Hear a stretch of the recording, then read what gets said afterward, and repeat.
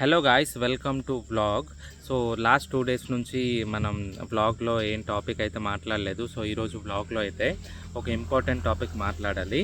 So ఇది health insurance గురించే. Last వీడియోలో అయితే హెల్త్ ఇన్సూరెన్స్ గురించి చెప్పాను, బట్ ఇది కొంచెం డీటెయిల్గా చెప్పాలి. సో ప్రతి ఒక్కరికి తెలియాలి. సో ఏంటంటే హెల్త్ ఇన్సూరెన్స్లో 2 రకాలు ఉంటాయి. సో మీకు ముందు కూడా ఒకసారి షార్ట్ వీడియోలో చెప్పాను. 2 రకాలు ఏంటంటే కార్పొరేట్ హెల్త్ ఇన్సూరెన్స్. కార్పొరేట్ అంటే ఎవరైనా ఒక వ్యక్తి, ఒక ఎంప్లాయీ తను ఏదైనా కంపెనీలో వర్క్ చేస్తే కనుక అది ఆ హెచ్ఆర్ వాళ్ళు ఇస్తారు. అది ఫ్యామిలీకి, వైఫ్కి, పిల్లలకి అలా ఉంటుంది, కవరేజ్ అనేది ఉంటుంది. అదొకటి, అది కంపెనీ వాళ్ళు ఇచ్చింది. దాంట్లో ఏంటంటే ప్రీ ఎగ్జిస్టింగ్ డిజీజ్ కానీ, అంటే ముందుగానే ఏదైనా జబ్బులు ఉన్నా సరే, ఏమైనా ప్రాబ్లమ్స్ ఉంటే కనుక దానికి వెయిటింగ్ పీరియడ్ అయితే ఉండదు.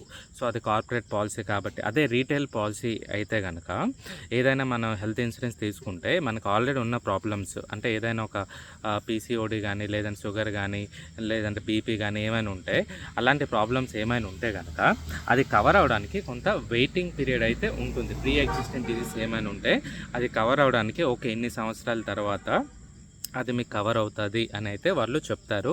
అండ్ అదేవిధంగా లైక్ లేడీ అయితే ప్రెగ్నెన్సీ అవ్వడానికని సపరేట్గా, లేదనుకుంటే మోకాళ్ళు చిప్పలు అరిగిపోతే కనుక టీకేఆర్ రీప్లేస్మెంట్ సర్జరీ అని, లేదనుకుంటే ఏవైనా, సో ఇలాంటివి ఏవైనా కవర్ అవ్వాలంటే దానికి కొంత వెయిటింగ్ పీరియడ్ టైం అయితే ఉంటుంది. అది ఎగ్జాంపుల్కి 2 సంవత్సరాలు ఉండొచ్చు, 4 సంవత్సరాలు ఉండొచ్చు, 3 సంవత్సరాలు కూడా ఉండొచ్చు. సో కార్పొరేట్ అండ్ రీటైల్కి డిఫరెన్స్ ఏంటంటే, కార్పొరేట్ అయితే ఎవరైతే ఎంప్లాయీ అక్కడ వర్క్ చేస్తున్నారో కంపెనీ ప్రొవైడ్ చేసిన ఇన్సూరెన్స్. అదే రీటైల్ పాలసీ అంటే కనుక మనం ఓన్గా లైక్ ఆన్లైన్లో కానీ, ఏజెంట్ దగ్గర కానీ ఎక్కడైనా మనం తీసుకుంటే దానికి రీటైల్ ఇన్సూరెన్స్ పాలసీ అని అంటారు. సో ఇక్కడ ముఖ్యంగా మీరు గుర్తుపెట్టుకోవాల్సింది ఏంటంటే ప్రీ ఎగ్జిస్టింగ్ డిజీజ్. సో అక్కడైతే ప్రీ ఎగ్జిస్టింగ్ డిజీజ్ ఏమి ఉండదు, ఎక్కడంటే అప్లికేబుల్ ఉంటుంది. సో ఇది మెయిన్ పాయింట్. సో మీకు అర్థమైంది కదా, క్లియర్ కదా. అయితే ఏదైనా ఒక ఇన్సూరెన్స్ మన హాస్పిటల్ అడ్మిషన్ అయిన తర్వాత ఏ విధంగా ఉంటుంది, అసలు ఏంటి అన్నది ఎవరికి కొంతమందికి నాలెడ్జ్ ఉండదు. So let me explain. అది కూడా నేను క్లియర్గా చెప్తున్నాను, జాగ్రత్తగా వినండి. ఒక హాస్పిటల్లో ఏదైనా ఒక ప్రాబ్లం వచ్చి మనం అడ్మిషన్ అయితే, సో దాంట్లో 2 రకాలు ఉంటాయి. ఎగ్జాంపుల్కి ఒక్క నిమిషం, ఐసీయూ ఆర్ వార్డ్ అని ఉంటుంది. ఐసీయూ అయితే దానికి క్యాపింగ్ సమ్ ఇన్సూర్డ్లో ఒక 3% అని ఈ విధంగా ఉంటుంది. అదే వార్డ్ అయితే కనుక మన సమ్ ఇన్సూర్డ్ అమౌంట్లో 1% ఆఫ్ ద అమౌంట్ అని ఏదో ఒకటి ఉంటుంది. అంటే రూమ్ ఎలిజిబిలిటీ చాలామందికి తెలియక, సో ఇక్కడ కూడా ఎలిజిబిలిటీ టైప్ లైక్ హాస్పిటల్లో బెడ్స్ ఎలా ఉంటాయంటే 4 షేరింగ్ ఉంటుంది, 2 షేరింగ్ ఉంటుంది, సింగిల్ ఉంటుంది, డీలక్స్ ఉంటుంది, సూట్ ఉంటుంది. అయితే 4 షేరింగ్ అంటే ఈ రోజులు ఎవరికైతే తక్కువ సమ్ ఇన్సూర్డ్ ఉంటుందో వాళ్ళకి మ్యాక్సిమం 4 షేరింగ్ అంటే జనరల్ వార్డ్ ఎలిజిబిలిటీ అయితే ఉంటుంది. తర్వాత మిడిల్ అంటే ట్విన్ షేరింగ్, అంటే ఇద్దరే ఉంటారు రూమ్కి. సో హాస్పిటల్లో ఈ విధంగా బెడ్స్ అయితే ఉంటుంది. And one more thing, private room అయితే చాలా వాళ్ళకి సమ్ ఇన్సూర్డ్ బేస్డ్ ఆన్ వాళ్ళ some insured limit like 10 lakhs అవనివ్వండి, లేదనుకుంటే 15 lakhs, 20 lakhs సమ్ ఇన్సూర్డ్ అయితే కనుక ఈ విధంగా రూమ్ ఎలిజిబిలిటీ అయితే ఉంటుంది. దాన్ని బట్టి వాళ్ళు రూమ్ సెలెక్ట్ చేసుకోవచ్చు. ఎమర్జెన్సీగా వెళ్తే కనుక ఆ విధంగా మనం సెలెక్ట్ చేసుకోవచ్చు. లేదనుకుంటే మీరు తెలియకుండా నాకు సింగిల్ రూమే కావాలి అని మీరు అన్నారు అనుకోండి, ఇన్ కేస్ మీకు ఎలిజిబిలిటీ లేకపోతే ఇక్కడ గుర్తుపెట్టుకోవాల్సింది ఏంటంటే, for example twin sharing general ward ఒక 3,000 ఉందనుకోండి, సింగిల్ 5,000 ఉంది కదా, మీకు సింగిల్ రూమ్ ఎలిజిబిలిటీ ఉంది అనుకోండి, ఓన్లీ ఆ 2 రూమ్ డిఫరెన్స్ మాత్రమే కట్ చేయడు ఇన్సూరెన్స్ మనకి ఫైనల్ అప్రూవల్ వచ్చేటప్పుడు.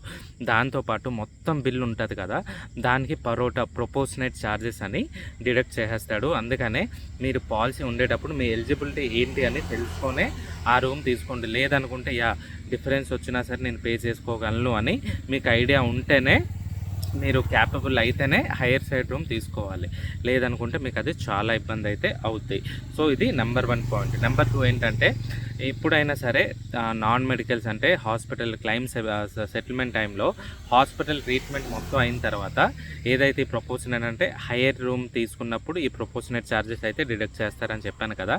అదేవిధంగా ఈ మెడిసిన్స్ కాకుండా కొన్ని నాన్ మెడికల్స్ ఉంటాయి. లేదా ఎగ్జాంపుల్కి ఈ గ్లౌజెస్ అని, తర్వాత ప్రోటీన్ పౌడర్స్ అని, బిస్కెట్ ప్యాకెట్ అని, డైట్ అని, అది బిల్లు యాడ్ చేస్తే కనుక ఇన్సూరెన్స్ వాడు ఇవ్వడు. సో అది మీరు గుర్తుపెట్టుకోవాలి. ఒక్కొక్కసారి హెచ్ఐవి ఉంటే కూడా కొన్ని రిటైల్ పాలసీలో ఇవ్వడు. అదే కార్పొరేట్ పాలసీ అనుకోండి, దాంట్లో ఇచ్చేస్తాడు. సో హెచ్ఐవి అన్నది చాలా చాలా ఇది డేంజర్ అనమాట. ఎక్కడ కూడా చూడండి దాని ఇన్వాల్వ్మెంట్ ఉంది. సో ఈ విధంగా టర్మ్స్ అండ్ కండిషన్స్ అయితే ఇన్సూరెన్స్ పేషెంట్స్కి ఉంటాయి. And more ever hospital side కూడా. సో వీడియో అయితే లెంత్ అయిపోతుంది. మీకు నిజంగా ఇది ఇంట్రెస్టింగ్గా ఉందంటే నెక్స్ట్ వీడియోలో కూడా ఇది నేను కంటిన్యూ చేస్తాను. అంటే ఇన్సూరెన్స్ అంటే లైక్ మనకి సొసైటీలో మెడికల్కి సంబంధించి చాలా నాలెడ్జ్ అయితే ఉండాలి. So become a health care professionals. నాకు తెలిసిన థింగ్స్ అండ్ నాలెడ్జ్ మొత్తం ప్రతి వీడియోలో బ్లాగ్ రూపంలో నేను పెడతాను.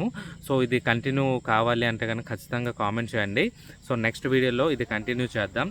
మీకు ఇవి సబ్జెక్ట్ ఎలా అనిపించిందో కామెంట్ చేసి నిజంగా తెలియజేయండి.